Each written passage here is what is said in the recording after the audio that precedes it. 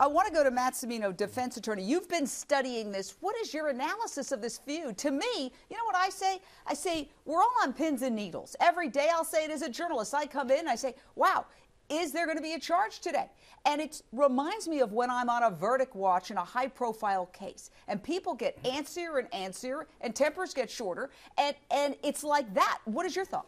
Jane, this case is a political hot potato, okay? Everyone would probably agree that the investigation was botched from the beginning. And I think the state attorney general, he understood that. He knew this, and he wanted to recuse himself. He saw this as a conflict of interest because he was involved from the beginning. And that's really what's happening here. And that's why I think, you know, there's this tension between the state attorney general and the state and the police. Has Florida essentially legalized vigilantism?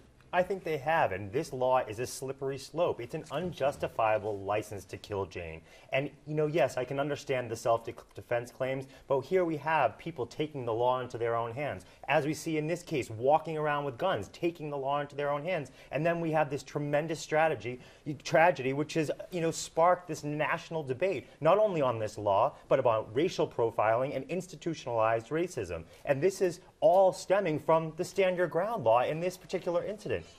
You know, I've talked about institutionalized racism for a long time with what I call the prison industrial complex, which I talked about in my book, Addict Nation, that locking up people, disproportionately minorities, has become a big business. And we've got more than 2 million people right now, the size of the city of Houston, locked up behind bars, many of them on non-violent crimes, drug offenses,